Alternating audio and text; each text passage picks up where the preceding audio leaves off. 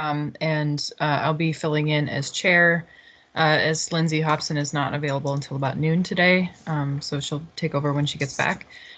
So first, let's go ahead and do the land acknowledgement, then we'll do the roll call and approval of agenda. So I'll read the land acknowledgement. A land acknowledgement is a formal statement that recognizes and respects Indigenous peoples and the enduring relationship that exists between Indigenous peoples and the land. I'd like to acknowledge that we live and work on the unceded land of the Dena'ina people and thank them for their past, present, and future stewardship of the land in which we live. And then next I'll ask, Lila, can you do the roll call, please? Oh. Marilyn's here. I mean, is it okay if I have her do the roll call? Oh, yes, thank you. Thank you. Hi, this is Marilyn Bonzoff, Deputy Director of OMB. Roll call starting with Ms. Brawley. I'm here. Ms. Hall. Here. Ms. Hodge.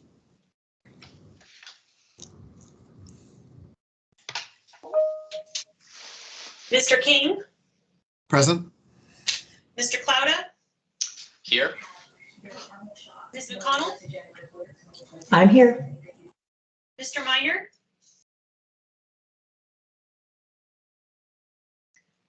I show Ms. Rodriguez as excused, as previously discussed, and Mr. Smallwood. Here. Thank you. Okay, thank you, Marilyn. Next, we'll do approval of the agenda. So I'd like a motion to approve the agenda.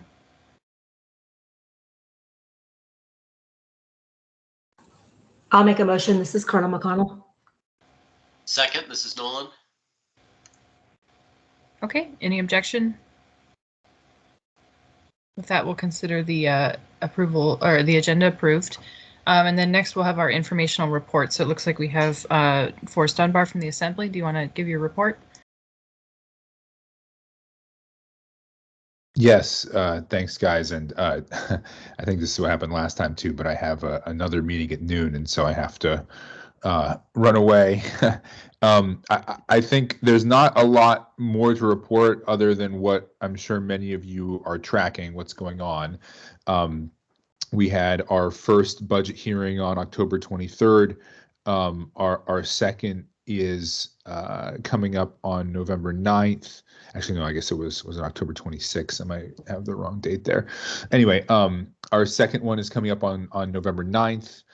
We have a work session on the possible budget amendments on the 19th. So really that time between the 9th and the 19th is sort of the crucial time when people should be getting in their information about changes, potential changes to the budget. For those that maybe don't have time to testify, and I don't think BAC members testify very often at the November 9th meeting, you know, we are also very open to emails. I know my colleagues are reading those as well. We've had two extensive work sessions on the operating budget, the capital budget, and the utility and enterprise budgets, both their capital and operating. Let me think here. We have another work session coming up on the 12th at 1 p.m. to specifically discuss the mobile crisis team. That's one of the largest sort of disagreements in the budget right now. I'd say a number of my colleagues and I do not support the cuts to the mobile crisis team. And so we'll be having a detailed discussion about that on the 12th. There's also going to be a detailed discussion, work session on the alcohol tax budget, which is sort of, you know, separate from the main budget, although more integrated now because a variety of things have been shifted over into the alcohol tax that were part of the general operating budget last year. I actually don't. Anna, do you know when that work session is going to happen? Has that been scheduled yet? Yeah, I believe it's scheduled also for Friday the 12th after the first one. Okay, great. It's not on my calendar for some reason, but that I'll double check that. Yeah, other than that, if anybody has any questions on specifics, you know, I don't want to go through all the different conversations we had during the work sessions. I know that Anna and perhaps some others were in attendance. Are there any questions? Oh, there's Desiree. Okay, great. I'll put that on my calendar. Yeah, thanks. Thanks, Forrest. And yeah, just to say, I did attend the work session, or most of both of them, and they're also available online as recordings. So I know at least a couple people viewed those, so it was really helpful. And I'll just see if anybody has questions.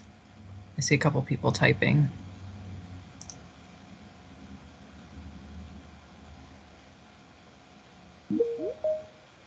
Okay, James just says he needs to leave. And then it looks like Tash is arriving, so please mark her as present. So anybody have questions?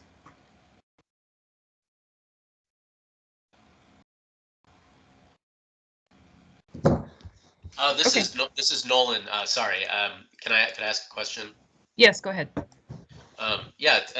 Through the chair, Mr. Dunbar. One thing that our group has also brought up and is concerning in the budget is the cut to AEDC, the 250,000 cut to AEDC. I'd imagine that's something that's on your radar. Does the assembly? I mean, do you guys have a position on that so far, or is that still one of the things to be worked out?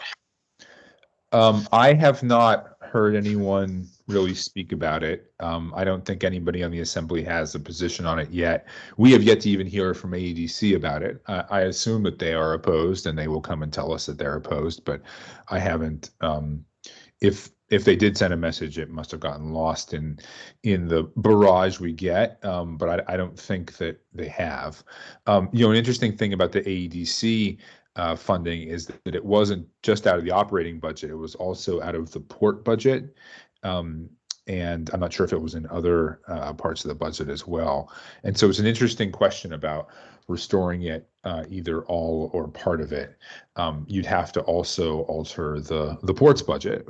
And I'm not saying people are opposed to that, but it's just a complicating factor. So the short answer is I haven't heard anyone take a position on it yet. If I could follow up really quickly on that, Madam Chair. Yep, go ahead.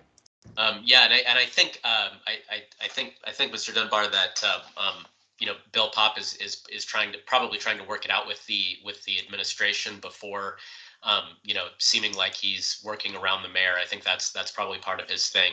So I just note I wouldn't take the silence to mean indifference by any stretch. That's good insight. I appreciate that, Nolan. Yeah, I have not spoken directly with Mr. Pop. He hasn't reached out to me, or members of his staff haven't reached out to me, and so it doesn't surprise me. I'll say, some things that have already caused a lot of traffic. For example, the $20,000 cut to the Girdwood's public transportation, the Girdwood, what's it called, GVT, Valley Transit.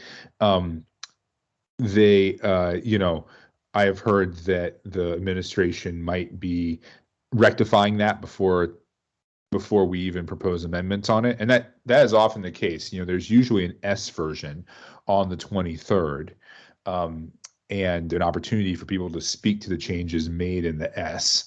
I'll say also, just in some of the preliminary conversations I've been having, I think that though the budget is scheduled for passage, vote on the 23rd of November, I would be sort of surprised if that actually happened.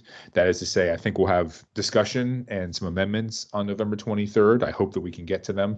But given how long it's been taking us to get through our agendas recently, I would expect a final vote on the budget in early December. Maybe I'm just being pessimistic, but that's just sort of me reading the tea leaves.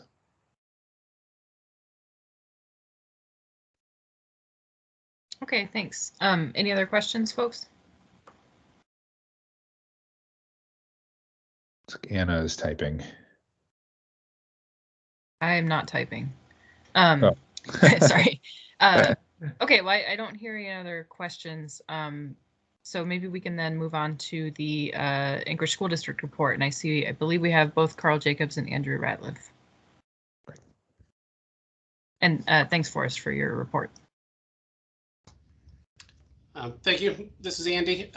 Would it be possible to share my screen? I would like to kind of give you a brief overview of the presentation we gave to the school board on Monday regarding our ARP Act funding and quick update on our enrollment for the current year. Yep, go ahead. Hopefully you have permission to do that. Okay, can you guys see this? Yep, it's up for me anyway. All right. Okay, so we gave a presentation to our school board about some ideas about how to use the ESER 3 or ARP Act money. And just kind of going through it quickly. An overview of the ESER 3 money is the funds must be spent by September 30th, 24. So we're kind of doing a 3-year plan for how to spend these funds. Districts must set aside 20% of funds to address learning loss, and what that means is summer school, before and after school, tutoring, other interventions that will increase the academic performance of students. And then, you know, with ESER 3, there was a requirement that we have the plan include input from community, staff, and school boards. We did hold meetings with the public and on the school board back in May and June to get input from the community, as well as putting out surveys. And with ESER 3, there's more reporting requirements as to the outcomes of the use of these funds than there were with the previous 2 stimulus packages.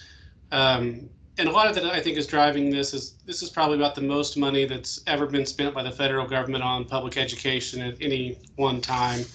And just to be able to come back and say, here's how here's what the results of spending all this money was. There's some problems that we have with that, as some of this money has been used to just keep ongoing current operations.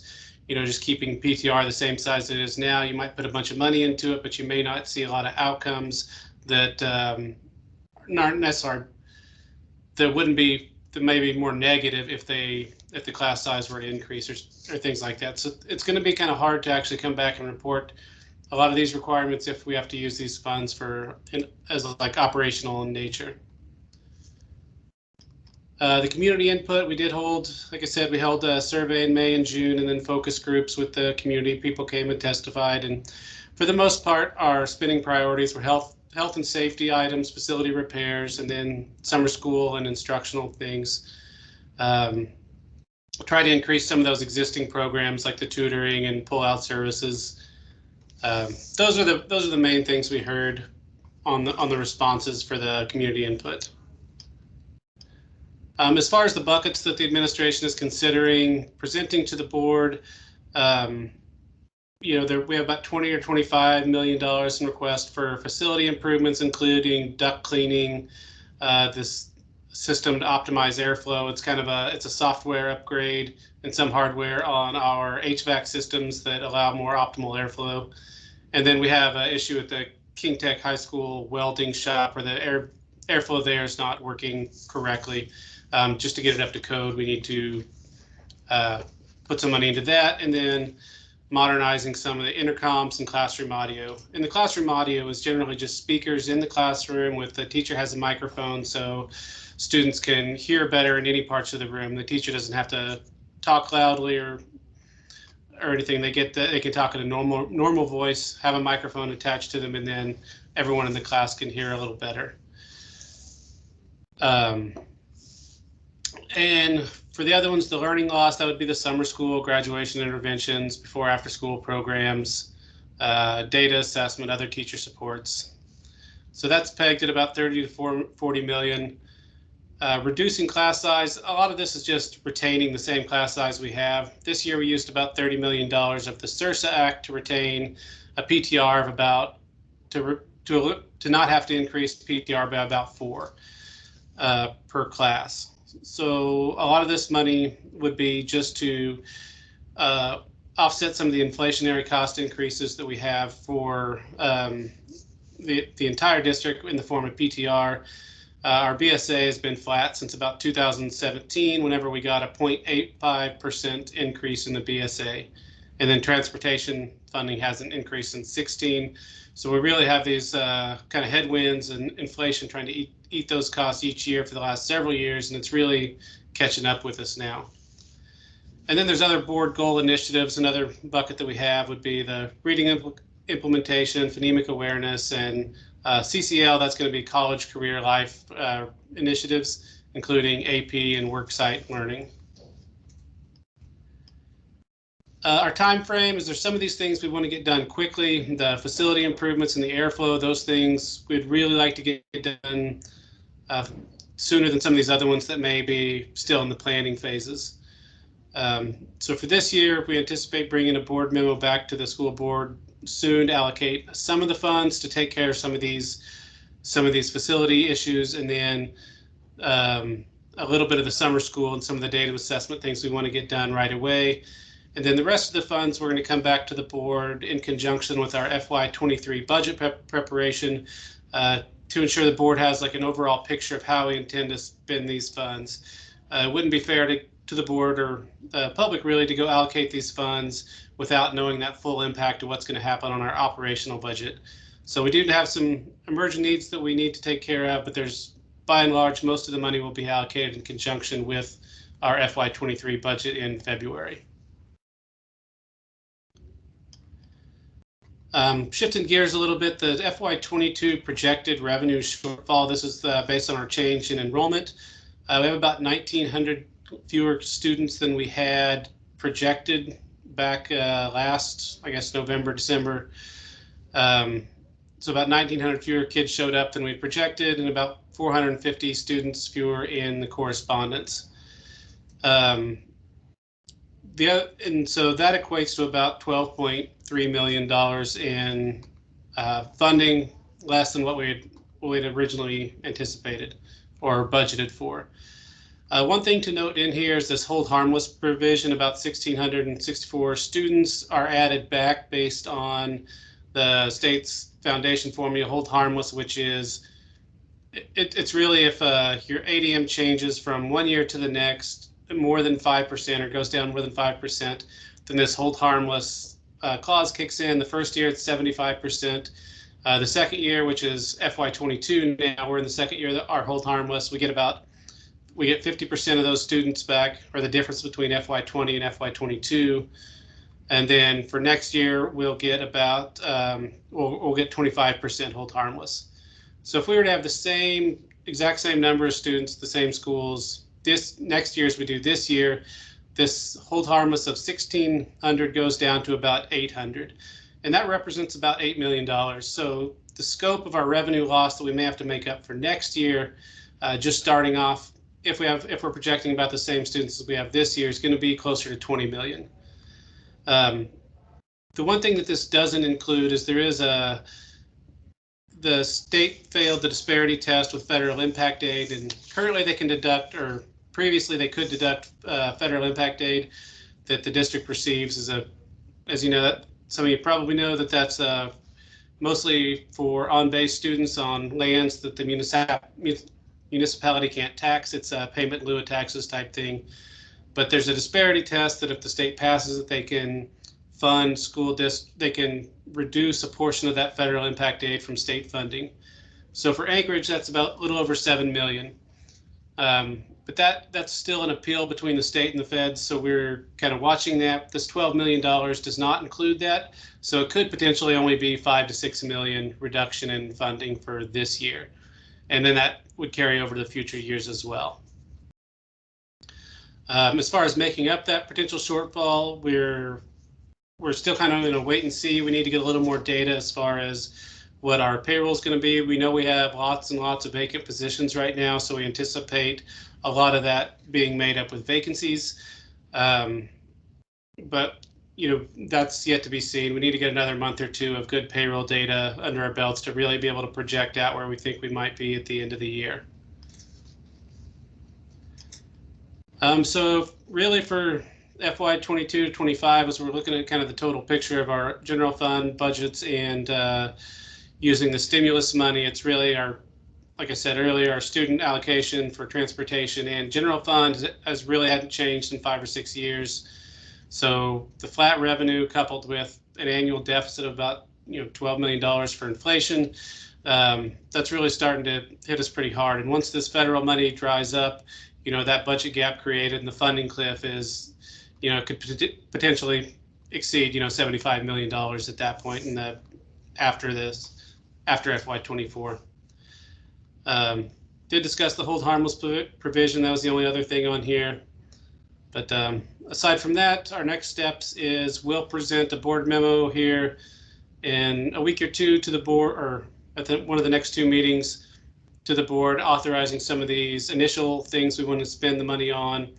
And then the pro forma is going to be presented to the board in the beginning of December, and that really details what our budget gap might be for next year, assuming taking into account the revenue assumptions that we make, and then how much it's going to cost to do business the same way this year or next year as we are doing currently.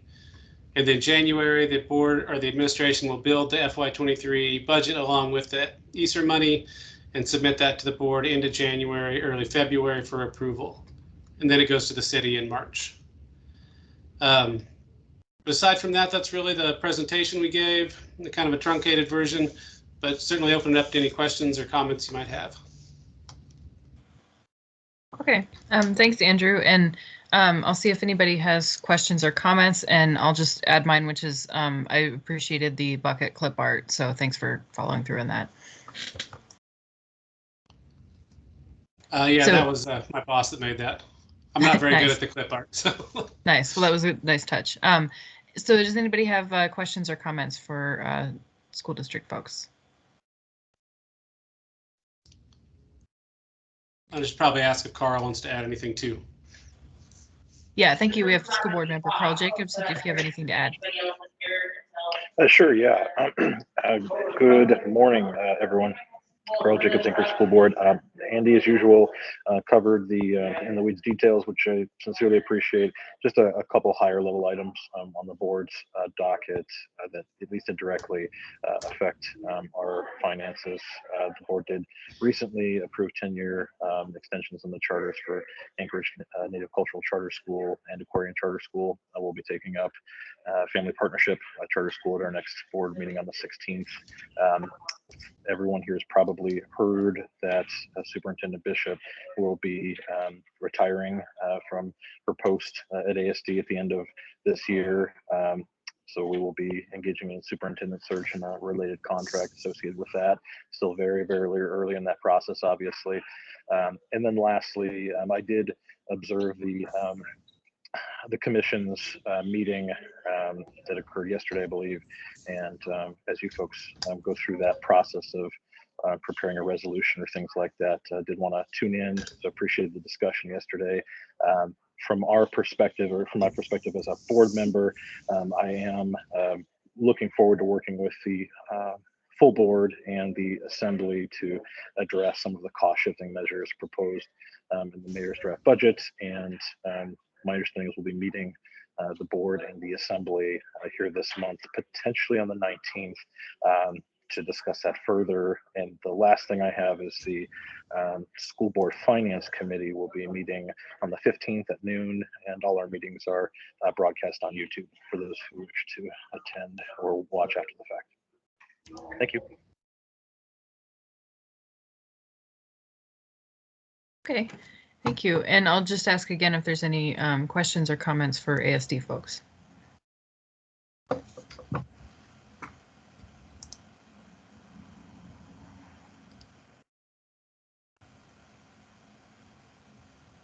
And I'm not seeing anybody in the chat or raising their hand, so I think we might be good there. So thanks again for your report, and so then we'll move on, I think, to the next item, which is the OMB report. It looks like we have 2 items under there. So Marilyn, would you like to go ahead? Yes, hi, thank you. The first item on the agenda is the 2021 third quarter budget versus actuals report. It is on the assembly agenda for the November 9th meeting as item 10F5. The highlights of it are not much change from the August report. The 3 departments that are above 5%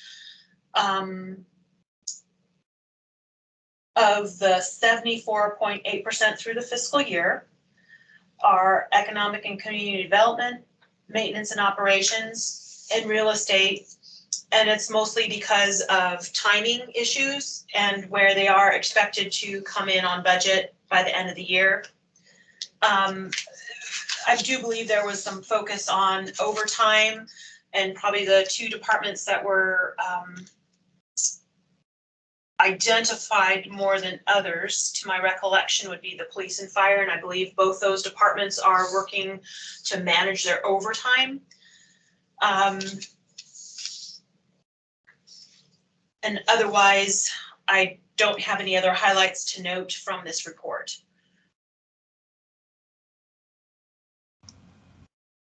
Okay, thank you, Marilyn. And again, I'll see if folks have questions. And just to restate what we had said in a prior meeting about overtime, I think it was looking at, so, you know, some departments maybe have a large percentage of overtime, but they're relatively small, like the health department, just as an example. And then members were just interested in how that compared to vacancies, like whether it was, you know, representing fewer staff who are doing, you know, the same or more work than they normally would be, but with having unfilled positions. But that's not something we have to get into in detail. Thank you for the update. Yes, I will note that for future meetings. Yeah, thank you. And does anybody else have any questions or comments?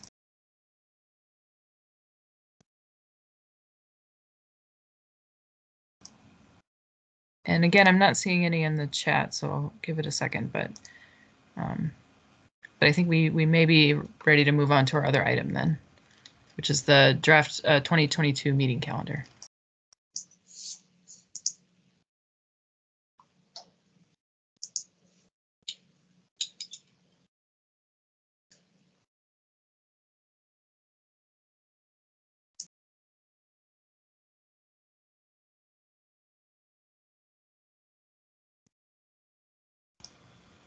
Okay, and it looks like it's up on the screen. So this is, again, it looks like continuing our, you know, our usual scheduled monthly meetings, which are the first Thursday of the month, 11:30 to 1. And then, of course, you know, if folks have individual conflicts, they can communicate those. So I guess I'm not sure if we need to approve this. Maybe you could clarify, or if it's just informational. I believe it's informational. Okay, thank you. Okay, well, that would be considered our meeting schedule then, and just skimming it, I don't see any obvious conflicts. I know sometimes meetings conflict with Labor Day or other things, but with Thursdays, not as much of an issue. So we will consider that our meeting schedule for the next year.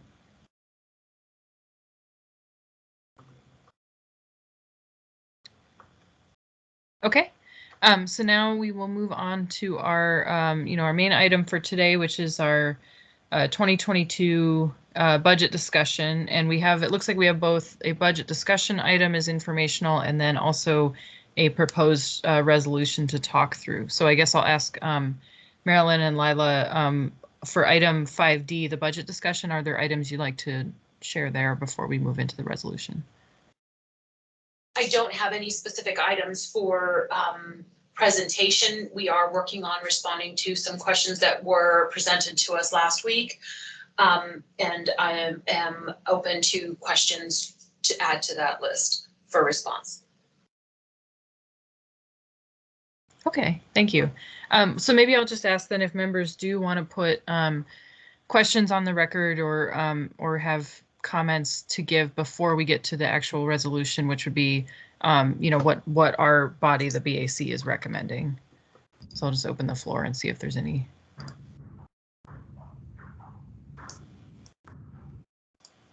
And also just noting we've been joined by Jimmy Miner. Welcome. Make sure he's noted as attending.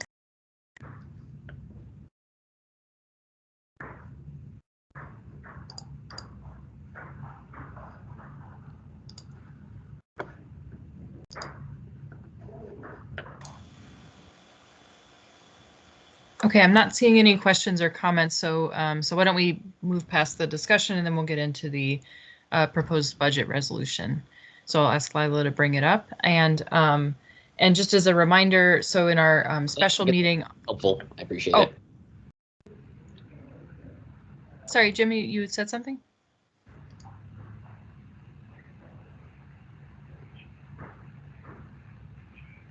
Oh, maybe that was by mistake. And Jimmy, maybe you could put yourself on mute unless you're intending to speak.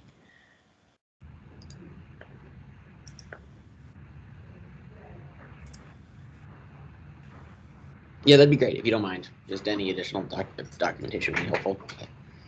The good old IRS are asking for it, so. Jimmy, just, oh, he's on mute now. Okay.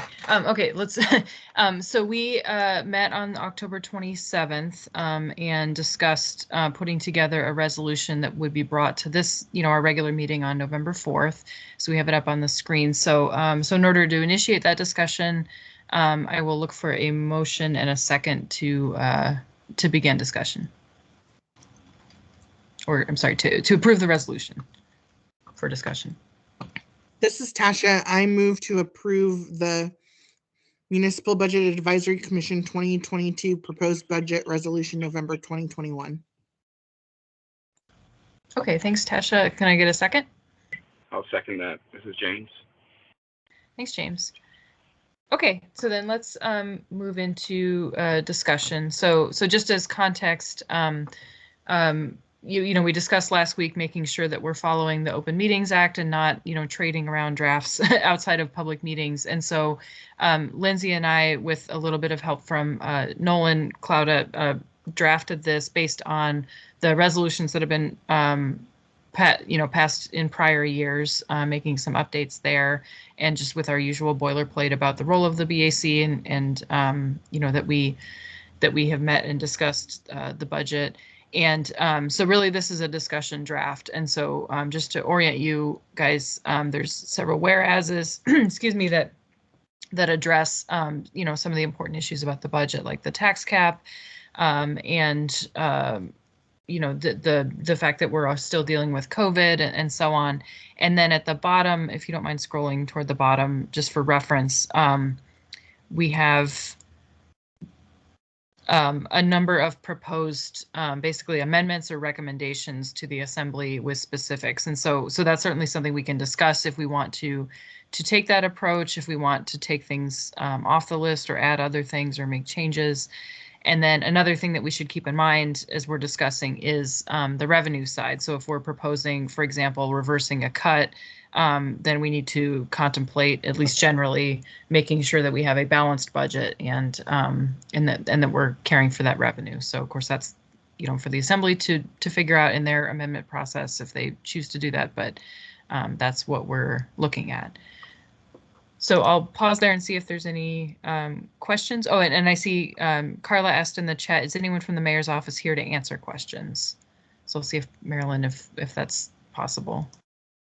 I did not make that arrangement. I apologize. I did not realize it was a request. So no, at this time, no.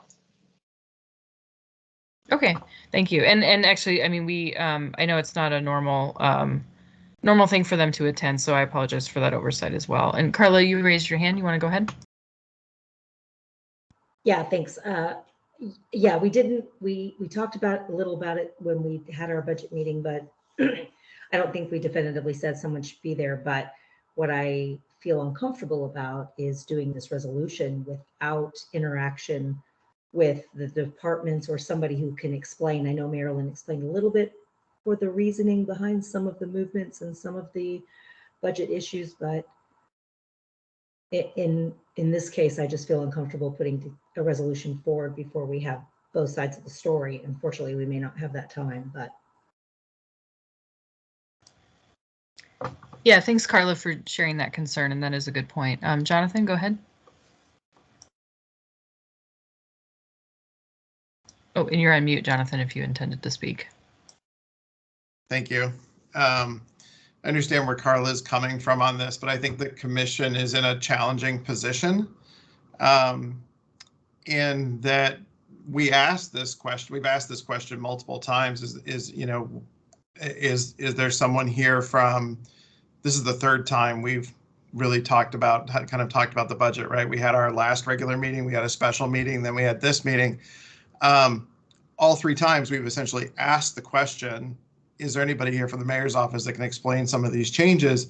And in our October meeting, we actually asked, does the mayor's office plan to give us a presentation on the budget? And the answer was no. The mayor's office plan was for us to attend the assembly work sessions. So it kind of puts the commission in a tough spot, because the commission cannot compel the administration to be here. The administration knows that we're meeting. We've asked multiple times. They have responded that it's their intention for us to get the information by attending the work sessions. So I would say that, I don't want to delay this simply because they haven't chosen to be here, and their affirmative response to our question was come to the work sessions. So it puts us in a poor position to kind of go hat in hand begging for them to show up to explain their own changes in the budget.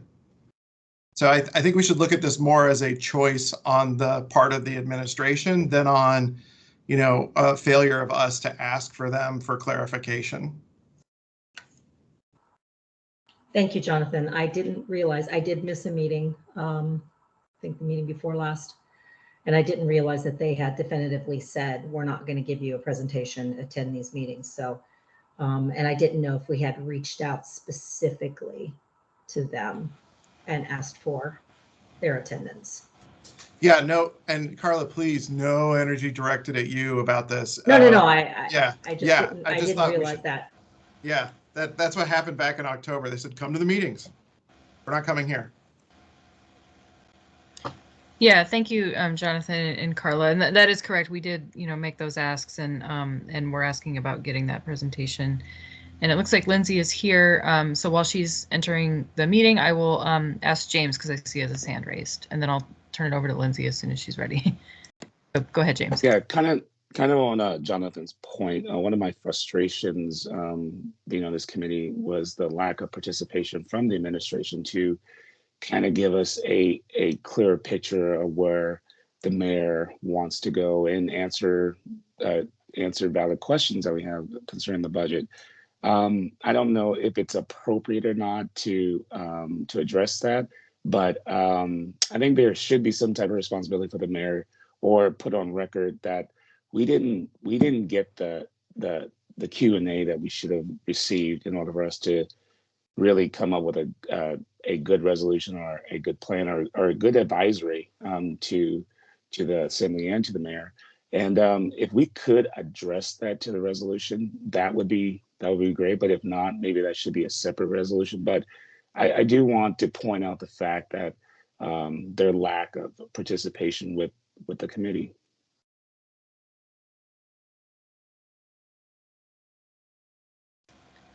Yeah, thanks, James. So that, as far as I know, that's not currently in the draft, but that could be addressed. As you said, it could be addressed separately. It could be adding a whereas clause that basically, documents our requests and prior meetings. We did include a whereas about the BAC's meetings to say when when we're discussing this, but that's a good point. And Lindsay, are you prepared? Would you like to take over chairship at this point? We're still just in discussion. Oh, okay. Yeah, no, actually, if you want to continue on, I'm jumping in late, and so I will jump in as needed. I did to James's comment, if you scroll up, I don't know who's driving. Is it Lila? Yeah, it's Lila. I kind of felt like that was sort of captured in a whereas, but I could be mistaken.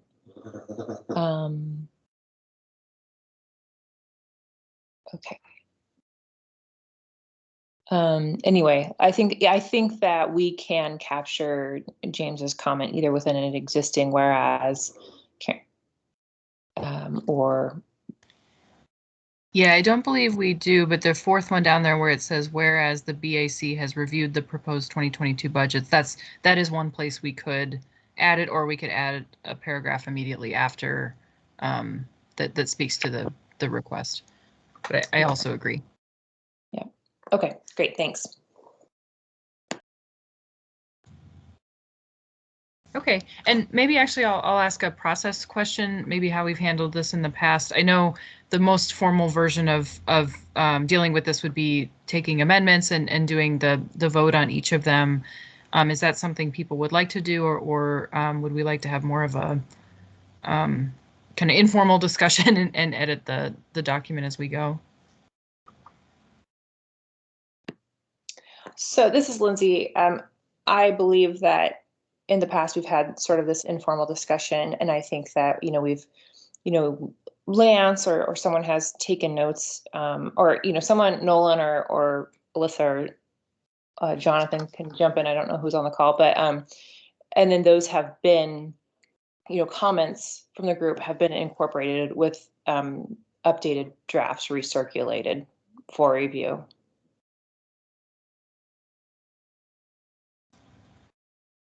Go ahead, no. Oh, yeah, go ahead, Nolan.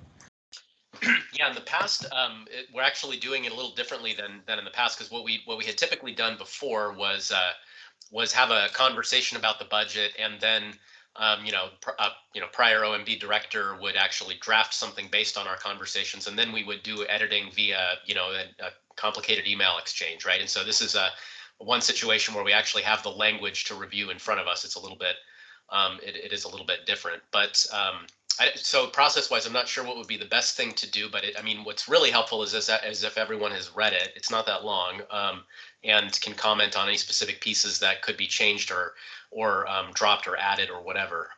It's probably the most effective thing right now. Okay, thanks, Nolan. Jonathan?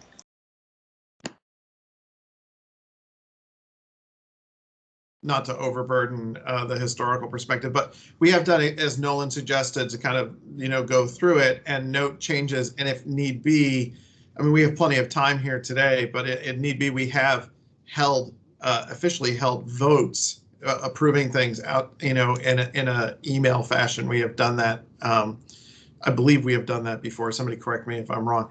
But I was actually going to ask if the staff could post a PDF version of this into the chat, and then we could we could look at the current version without I have a second screen, so it would just make it easier than us, I think, having to say, oh, move here and move here.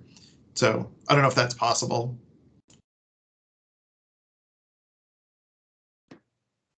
Yeah, so I think that's consistent with my recollection. This is Lindsay again. That it really did come from the first version came from OMB based on comments during our discussion through the BAC, and then I believe we were instructed to not reply all and to just reply back to the OMB office with our comments, which would then be recirculated in a later draft. So I don't know if there's a capacity to continue to do it that way, or if I can perhaps take on that role. Go ahead, Jonathan. Oh, sorry. Yeah, so I wanted to note actually that Lindsay sent out a draft earlier, and so there's no need to repost it. It's in the email. But I think the question is, could we give people time to read it now, and just say, hey, please read this now, and then let's have a discussion about it to see if we might be able to get to a point of having a vote today.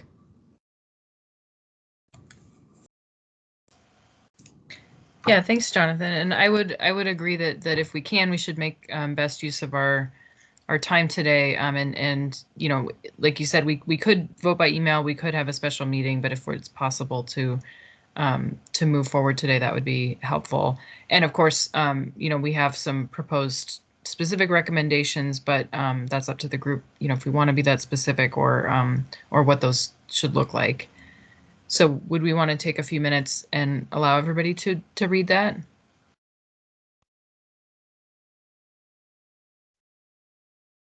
Oh, go ahead, Carolyn. Thanks, Anna. I guess my question is, I read it.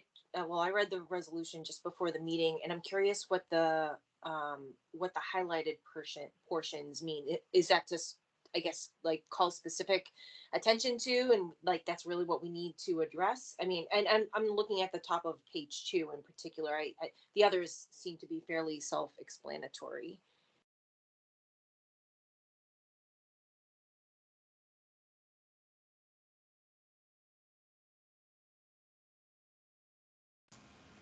Yeah, thanks. Actually, I think it's at the top, at the bottom of page 1 on our version. If you could scroll up just a little bit more. Yeah, that's interesting. It's on page 2 for me. But yes, that's the section with you. I think the challenge there, Madam Chair, I think the challenge there is that the version that Lindsay sent out is pre any of the responses that OMB got back from us. And perhaps the version that's being shown on the screen is the version that includes some of the edits that we got. And of course, it's in the official, it looks like it was in the official letterhead. So could Marilyn and Lila just confirm that the version that we're seeing on the screen includes member comments that maybe came back? Yes, that is correct, through the chair.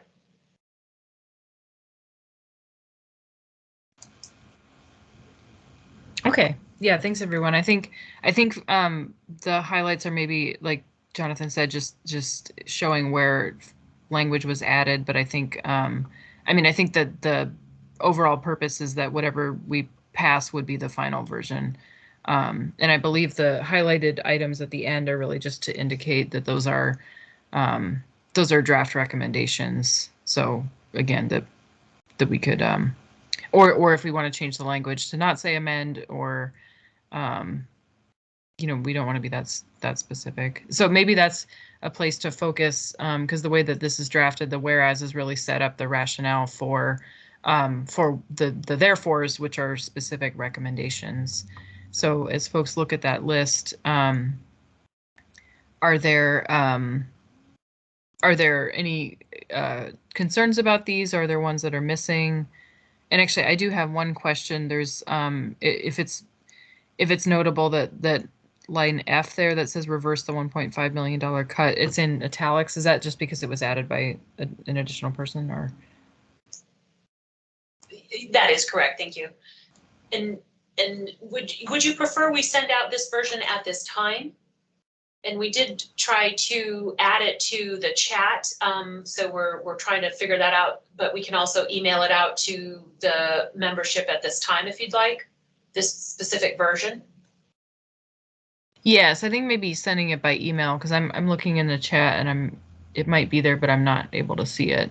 We were unsuccessful. I apologize to add it to the chat, but Lila's working on sending it to the membership at this time. Okay, yeah, thank you. Thank you.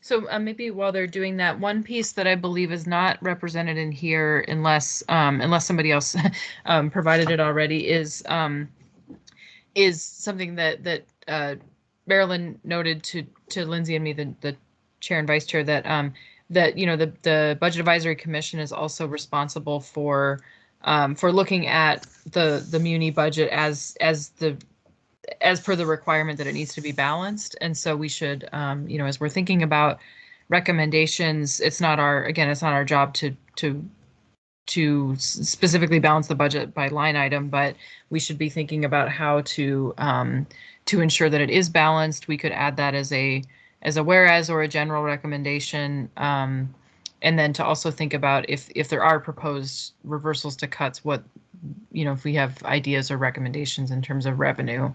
And I don't necessarily think that means, you know, a new revenue source at this point, but would be, you know, just caring for that need to balance the budget. So I don't know if other folks have thoughts on that or where we should put that.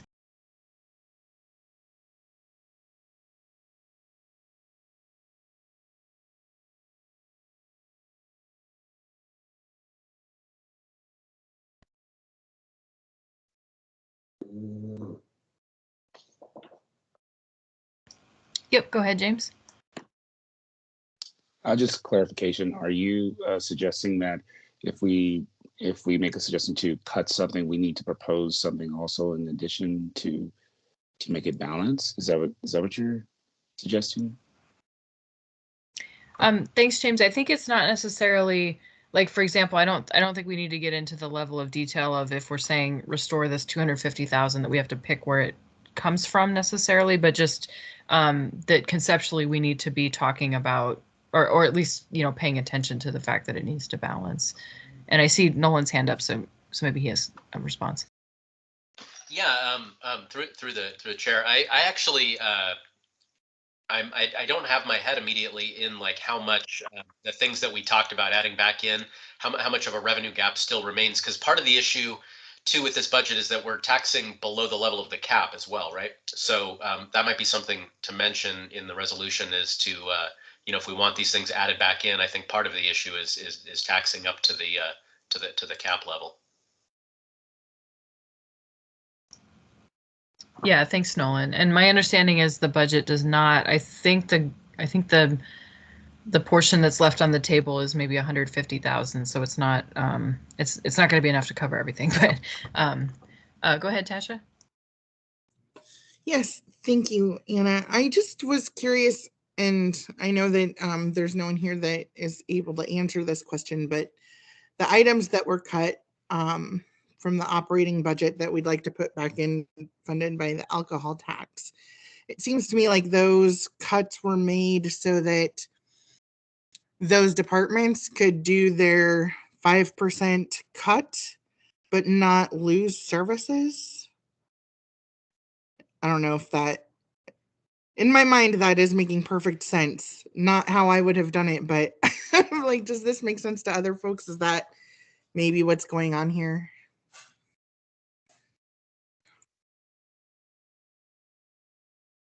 Yeah, thanks, Tasha. That's a good question. And Nolan, you still have your hand up. Is that accurate? Sorry, I just failed to take it down. Oh, okay. Yeah, and Marilyn, I don't know if you have a response to that. I know you can't speak for every department, but if you have a any sense of the general rationale or how this shakes out. Yes, if I may, the process itself, and I'll speak to the process. The process itself was the recommendation for the reductions were based on the operating budget, which does not include the alcohol tax. So I dare say that is not what happened. As far as reductions in the alcohol tax weren't part of a consideration for the overall proposed reductions to the operating budget.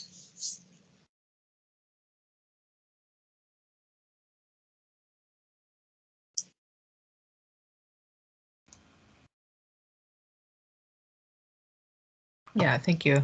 Yeah, and I imagine that answer changes because I know that as far as the way the budget's presented, the alcohol tax budget does sit separately from the operating budget, and there were some shifts. For example, item G, the epidemiologist, and there were a few public health nursing positions that were funded by general government and are proposed to be funded in 22 with alcohol tax, but some of the other ones were funding that was already, you know, part of the alcohol tax. So I don't know if that was considered part of the 5% cut or not, but these are certainly questions that we would have wanted to ask the administration if they had attended, or I'm sorry, folks from the mayor's office, not just the administration. So other comments on the draft? I know it's Lila did send it out, so it's in your inboxes, or if you'd like to take a few minutes to read through. Oh, go ahead, James. Yeah, just one quick question for you. And it's one of the, I guess the whereas, so it's on the third page, the second point where we're talking about the BAC recommends that Assembly amend the proposed 2021 capital improvement budget. Bullet point A, asking for specific projects, so can I list some projects that were cut that we should put there, or that's just there just to have a discussion about what we should put there or not? Yeah, thanks, James. So, yeah, I think my general understanding of the capital budget is that, there's the 6-year capital improvement program that identifies out for future years what would be proposed or intended for those years. And so, so my understanding is there were some things that last year, or actually this year, the 2021 budget, were identified for 2022 and were removed, so that the bond package is smaller compared to last year. So James, yeah, go ahead and at least list out the projects you were thinking of for discussion.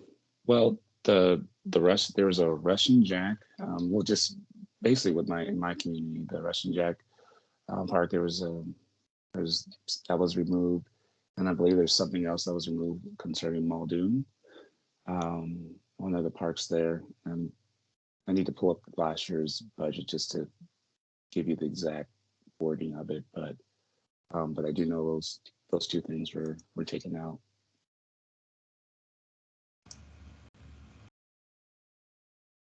Yeah, thank you. So maybe I'll ask, do folks have, I guess, do folks have objection to the concept of listing specific capital projects that maybe were in last year's capital improvement and are not this year, or would folks prefer to keep it general in terms of the BAC recommendations? And I don't have a good sense of what's been done in the past.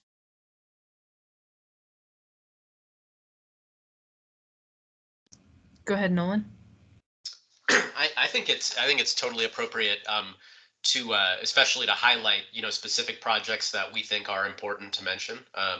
Without necessarily having to itemize every single thing under the sun. But I think that there are some that really rise to the top as being big projects that were expected and then not included. So I think that's totally reasonable to list.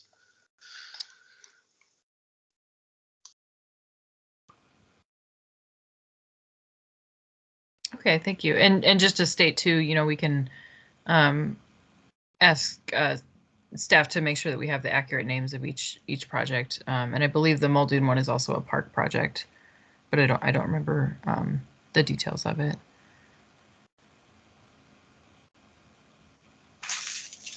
I'm sorry, could you repeat that name again? Yeah, sorry, this is Anna. I'm not sure the specific name, but I know it's a park project. So you could just say Muldoon Park Project and we can make sure that we have the official name. Or if you have it. Sorry to interrupt you. Yeah, I put it in the chat.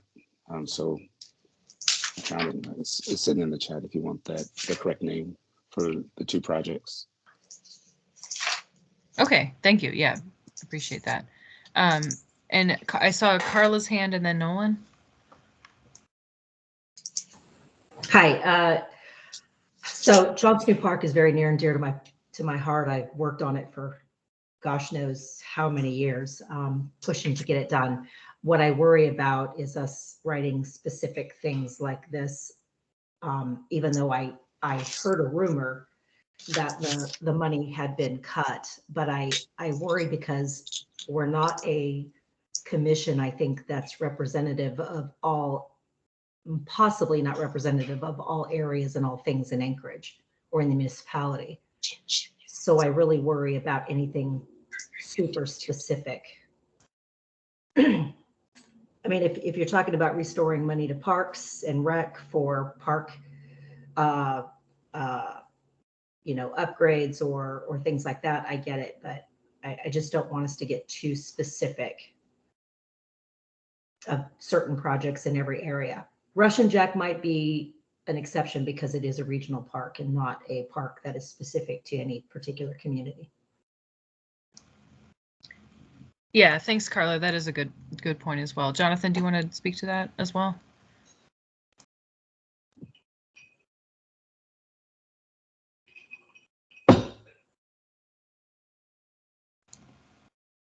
Oh, you're still on mute if you had intended. Yeah, sorry, I seem to be having a brain issue with that today. I'm kind of walking next to Carla on this one, in that, you know, with the operational things, the operational items tend to be items that cover all of the city. And I also think are something that we have a particular knowledge of.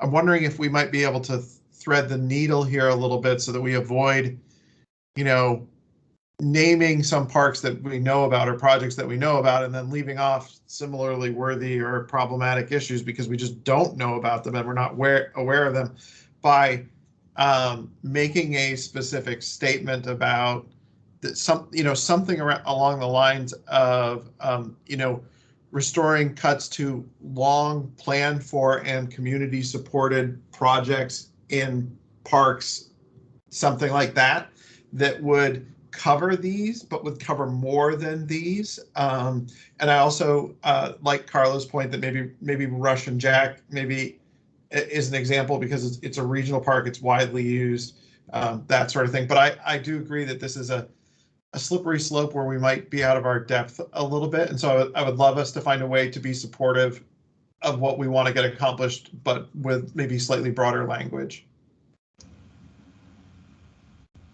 Yeah, thanks, Jonathan. And I was having similar thoughts as well. So one option for consideration is let's say we keep A as it is, and then we could change B, or just we could amend A as well. But essentially, I think what Lila's writing is to not reference specific projects, and possibly to reference back to the 2021 CIP list, because that's where a lot of these were sitting. They're not necessarily projects that just came up this year.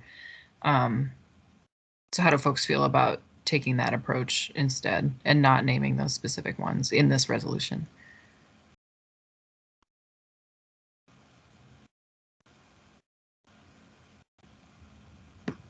Yeah, I think that's a good middle of the road approach. And I'm sorry if I missed the discussion on it before. And to be honest, I can't recall a budget process where we recommended adding funds back into the budget and whether or not we had to have corresponding revenue source for that. I'm assuming I missed that part of the conversation, but I'm just wondering if we've talked about how to discuss that, but I can just listen back and check that conversation out. Yeah, thanks, Lindsay. Jonathan? Yeah, I just want to acknowledge for members, the reason that you don't remember us doing this is that we've never had to do it before. We have 3-year terms, and in the last 3 years or 6 years for members who have been on here, I don't think that we've faced a situation where, one, there was this level of change outside of COVID, and most of those changes, were federal money coming in. And the other thing is we've not faced this situation where, essentially the OMB director in prior years was acting as the administration's representative and able to explain what the administration was thinking at the time. We are opaque as to the thinking of the administration because they have chosen not to be here. So I just want to recognize from people, if it feels like it's uncharted or unexperienced waters, that's generally because it is. And so I personally don't think that we should avoid mentioning the elements that we would like added back in because we have experience with those, but nobody's ever said to me, well, you have to find the revenue for it.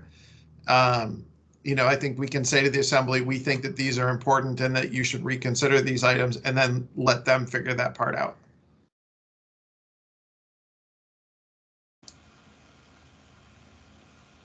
Yeah, thanks, Jonathan. Those are good points. And yeah, I think the expectation is not that we find individual revenue, but I think maybe it is just adding that blanket statement that we acknowledge and support the idea that the muni needs to pass a balanced budget. So we recognize that what we may be recommending does need caring for, but not that it's our job right now to figure that out.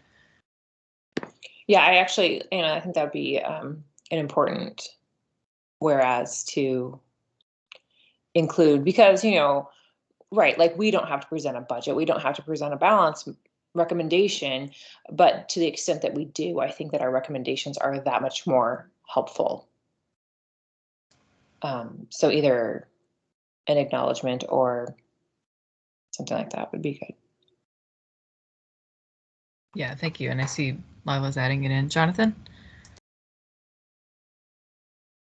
Oh, I don't think I have my hand raised. I'm good. Was there a question there that I missed? Just your hand. Still there. No, okay, I took it down. I think that was left over from last time, sorry. Oh, no problem. Okay, so I guess, so then moving down again to the recommendations, once Lila has a chance to type that in, I'll just say while she's doing that, so there is a space for the enterprise and utility budgets, which includes things like the port and AWWU and solid waste services and all that. So that's also, you know, on the table. I will say I didn't have any specific, you know, comments there, me individually anyway. So it's in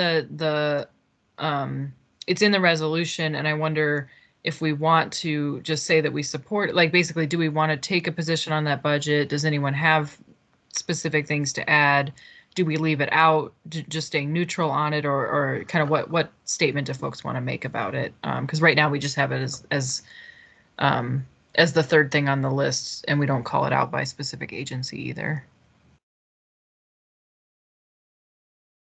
So just to note, it does say that the BAC recommends the Assembly amend, but that language would only apply if we're making proposed changes. So we could also change that to support or, you know, our neutral on or whatever we want to say. So what are folks' thoughts there?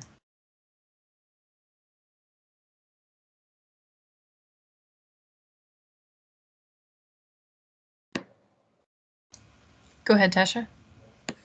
Thank you, Anna. So I've been thinking about this a little bit. So just some wording of like, we would like to support voter passed initiatives. I think that we were a lot more kind of global in our language before, and I feel like that's really appropriate. If we get too down into the weeds, I feel like anything that happens that way doesn't get the attention I feel like it deserves.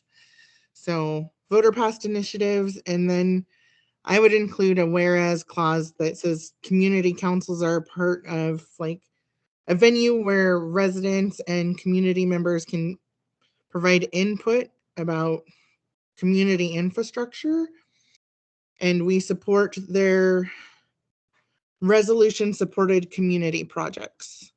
I think that might capture some of what we're trying to add back in.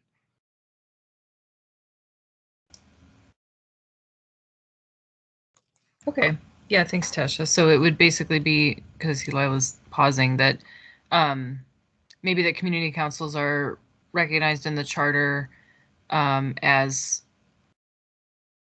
an important venue for residents to weigh in on, and we can change the wording, to weigh in on proposed budget and other issues in their area. And that we support their recommendations, or maybe we split that into a therefore as well, but I think that's a good idea too. So along those lines, then I guess I'm not hearing anything specific about the enterprise and utility. So the question there is, do we want to take a position on it? Like, does it belong in this resolution? And if so, do we want to take a position, or do we take it out? And maybe I'll look to folks that have been on for a while. Is that something you guys have done, or if you don't recommend changes, is it just a general support? How have we proceeded in the past?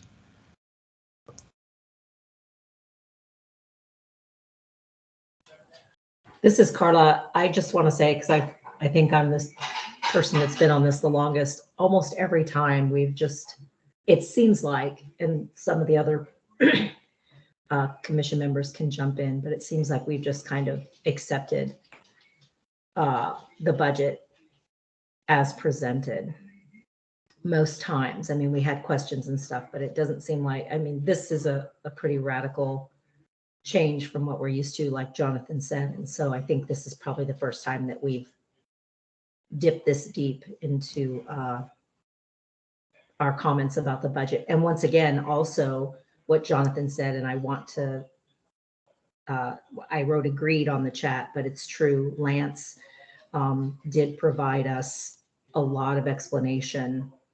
So I don't think we were nearly as uninformed going into this process too.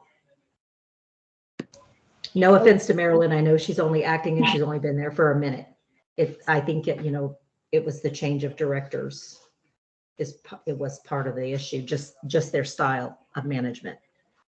The previous OMB director. This is Lindsay, and I would just, support Carla's comments to the extent that what the comments that we would provide through a resolution would be more along the lines of rationale supporting something in the budget. And so perhaps there's an opportunity to do that here if we don't have any specific recommendations, or if we're neutral, I would recommend removing it.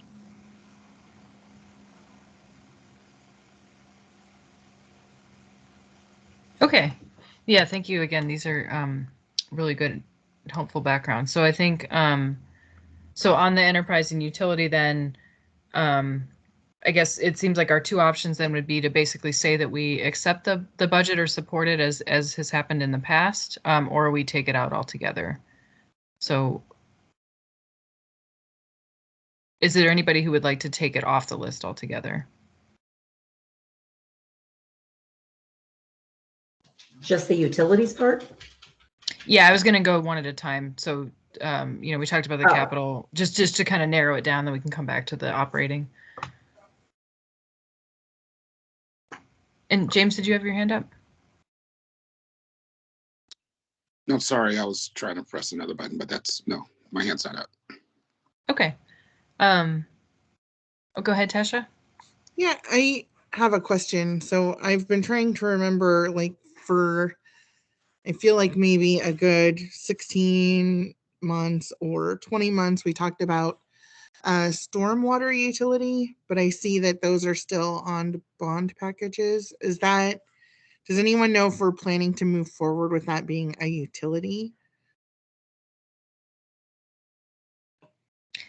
Yeah, that's a good question. Marilyn, do you happen to know the answer to that? Or I guess another option is we could make sure that's on the agenda for another meeting as well, but if it's related to the bond package. I do believe that has been terminated, but I will be sure to get affirmative information back to you for that. On the status of the stormwater utility study.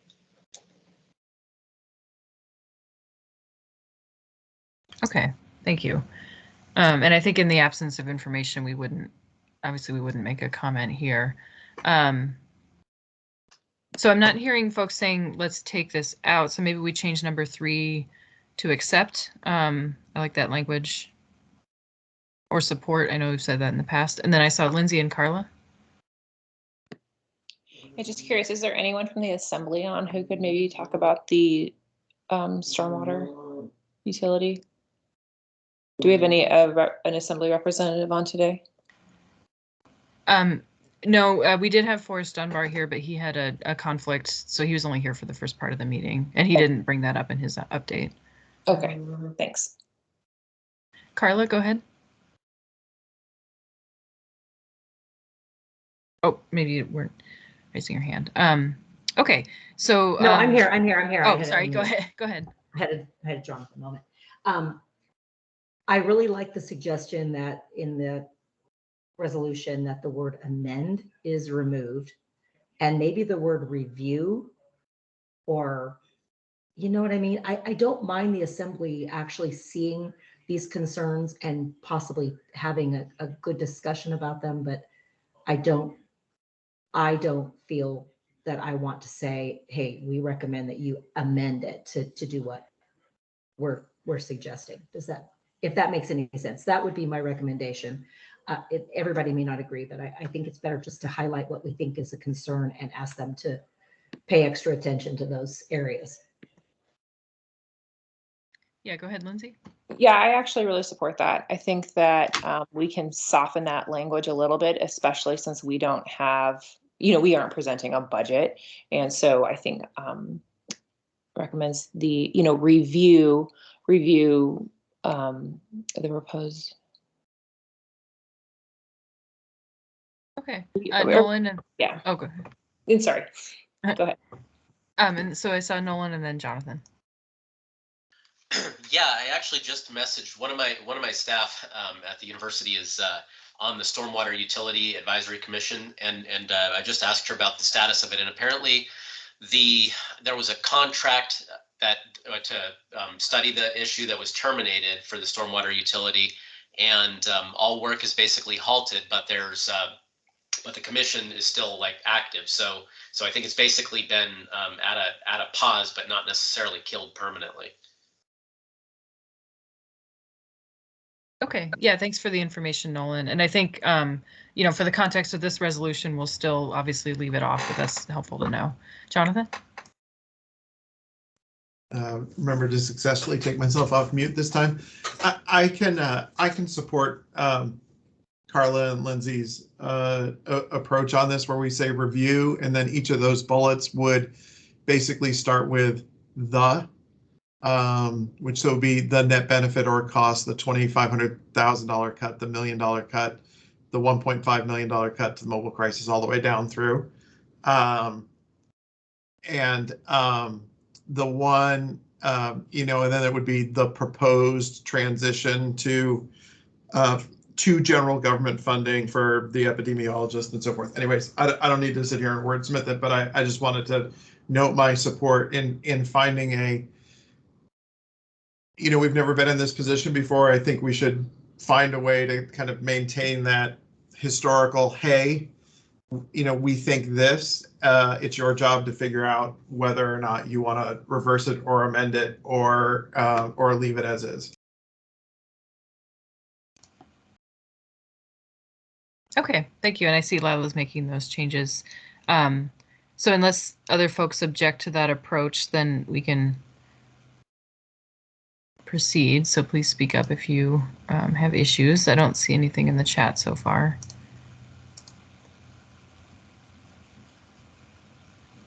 And then I think similarly on the capital budget side, just to restate, she's changed the wording to review, and then we can change the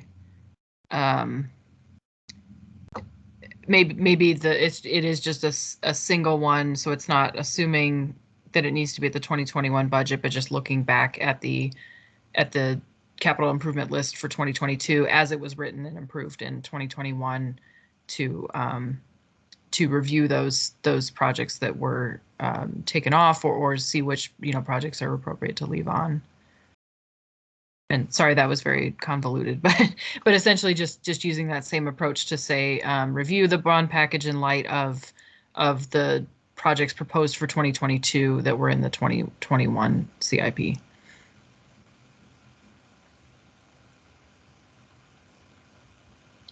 So then moving back up, as Lila does that, thinking about the operating budget. So the list that's proposed here, most of it is focused on changes in the alcohol tax and are things that I know multiple members had brought up as concerns, like the mobile crisis team.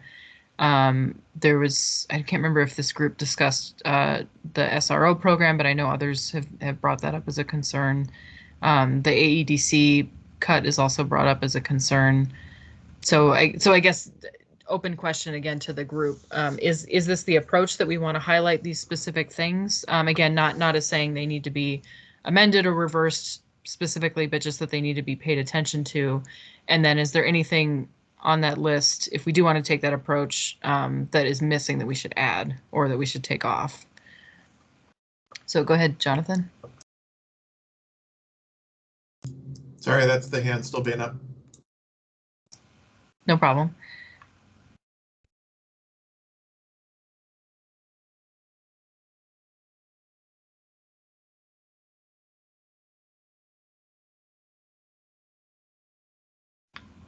And I'm not so far seeing any additions or subtractions.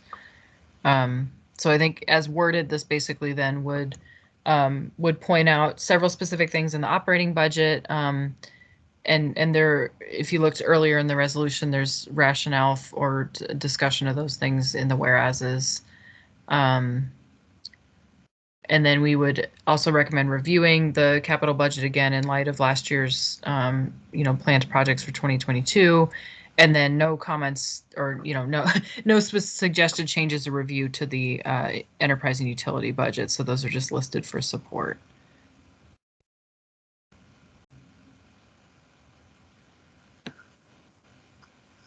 This is Lindsay. I think that looks good.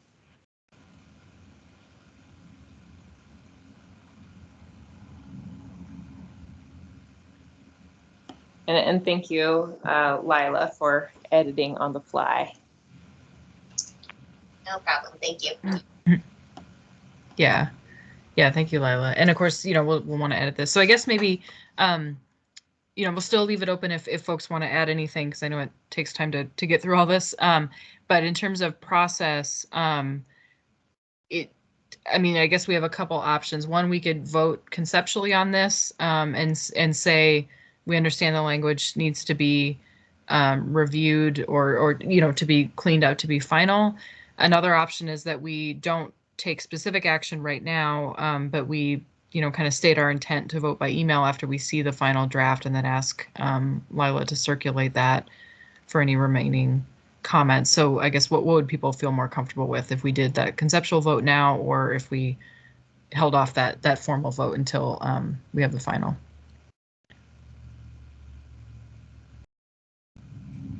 This is Tasha. I support a conceptual vote.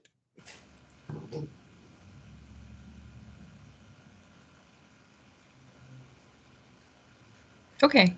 Does anybody object to taking a vote in our meeting today?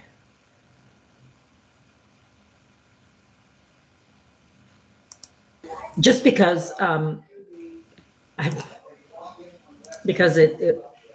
don't feel like nope, no objections. I'm sorry. It's my bad for not diving into it deeper before we started this meeting. So I'm not going to hold everybody else up.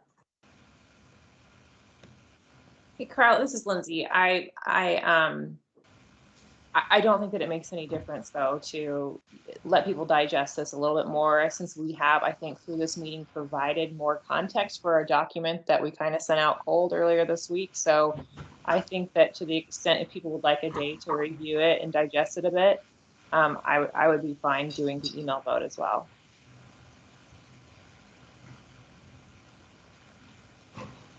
Okay. And those are good points. I guess and we do certainly still have some time. What Forrest shared earlier was that between November 9th and November 19th is really when they're going to be looking at, potential amendments that the Assembly would bring. And I know the deadline for their amendments is Friday to the 19th. So if we got this done next week, I don't think there would be an issue. I guess maybe what I would propose then is that we make a motion in our meeting today, because I know we only have a few minutes left, with our intent to finalize this and conduct a vote by email in basically the next 7 days. And then I would just look to the administration in terms of, what time frame would work for you to get that done.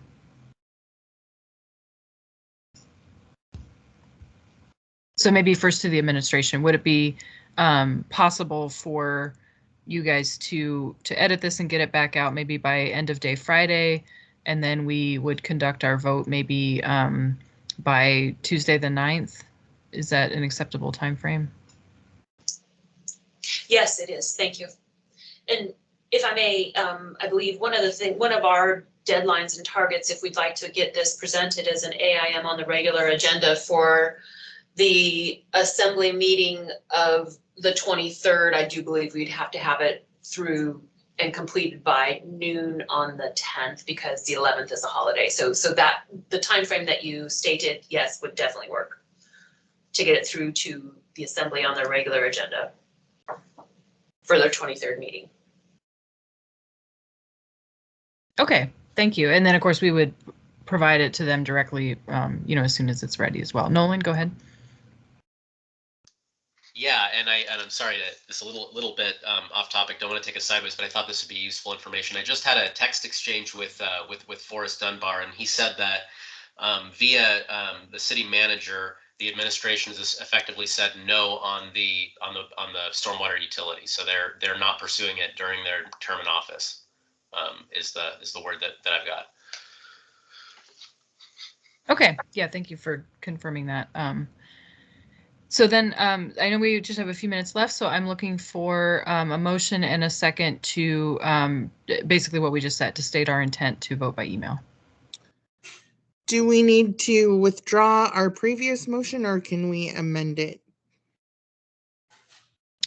Oh yeah, that's a good point. It's probably cleanest to just withdraw since we're not going to Okay. take action on this. I withdraw my previous motion to approve the 2022 budget resolution. And James, you were the second. Is that okay? Yes, second. Okay. Yeah. Thank you for bringing up the procedural. So then, okay. So now no motion on the table. So we're looking for one to take action or to state our intent. This is, I don't know if I can make the motion. You're not chairing the meeting, so I think it's fine. Okay, well, this is Lindsay, and I'll move to approve the proposed budget by email, or our recommendations on the budget by email. This is Jonathan. I will second. Okay. And then I'll just ask, I guess, for no objection since we aren't taking the formal vote. So is there anybody who objects?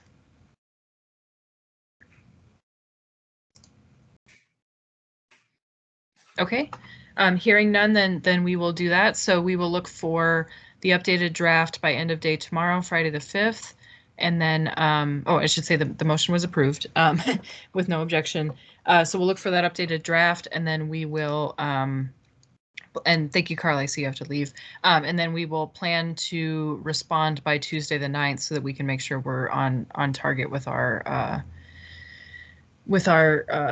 approval. And then just to state again, if you do have edits or you see typos or anything, then you need to send those directly back to Lila and Marilyn when they send it out, so that we're not, trading drafts by email, and then we will conduct that email vote appropriately next week.